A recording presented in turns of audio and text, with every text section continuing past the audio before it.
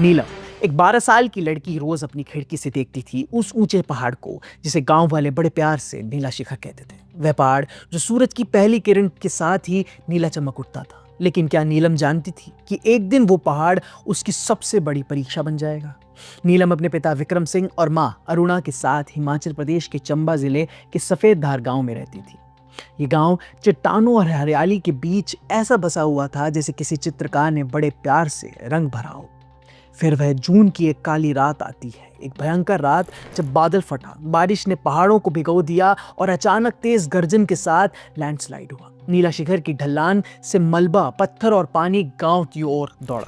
नीलम के पिता विक्रम सिंह सहित कई लोग इस लैंडस्लाइड में लापता हो गए। अगली सुबह उसे नीला शिखर की जगह बस मलबा और धूल ही नजर आ रही थी। घर टूट चुका था, रास्ते बंद थे और गांव के लोग असहाय थे। नीलम ने जाना कि उसके पिता अब लौट कर नहीं आएंगे। उसे एक रात में उसकी पूरी जिंदगी बदलते हुए दिखी। ऐसा लगा कि उसकी जिंदगी छिन गई हो।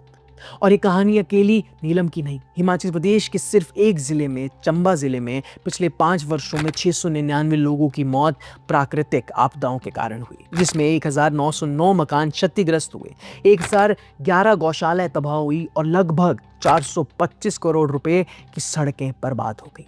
और अगर डाटा थोड़ा और लें तो देश के 3 राज्य जम्मू कश्मीर, हिमाचल प्रदेश और उत्तराखंड में टोटल 3,700 मौतें, 24,800 से ज्यादा मकान क्षतिग्रस्त, 17,000 करोड़ का इंफ्रास्ट्रक्चर और इसके साथ साथ 47,000 पशुओं की हानि। वो पशु जिनसे पहाड़ों में लोगों का जीवन चलता है, उनकी हानि हुई। पर इसकी जवाबदारी ले कौन रहा है?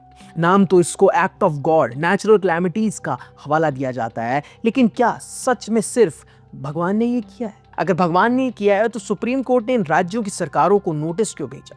अगर एक्ट ऑफ गॉड था तो बाढ़ में लकड़ी कहां से बहकर आई? अगर एक्ट ऑफ गॉड था तो ये सब हुआ क्यों? मैं ये सवाल आपसे पूछता हूं कि आपको नहीं लगता कि इसमें इंसानों का हाथ था? और शायद अभी भी है। क्या ओवर बिल्डिंग, इलीगल माइनिंग, जंगलों की कटाई कारण नहीं है इनका? और इससे भी खतरनाक बात, सरकार विकास के नाम पर पहाड़ों को छन्नी कर रही है, बेतहाशा सड़कें बनाई जा रही हैं, एनवायरमेंटल इम्पैक्ट असेसमेंट EIA की प्रक्रिया को नजरअंदाज किया जा रहा है। नेशनल ग्रीन ट्रिब्यूनल NGT ने पहले ही देश में चेतावनी दे दी है, पर फिर भी फॉरेस्ट क्लियरेंस को कागजों में पास किया जा रहा है और गैर कानूनी लकड़ी कटाई खुलेआम हो रही है। हर साल हजारों पेड़ काट दिए जाते हैं जिनकी जड़ें इन पहाड़ों को थामे रखती हैं।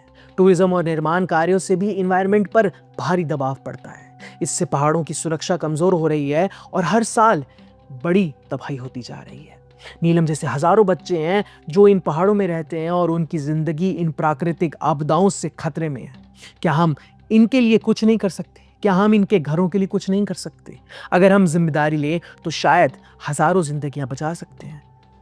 ब्यूरो रिपोर्ट, जी मीडिया।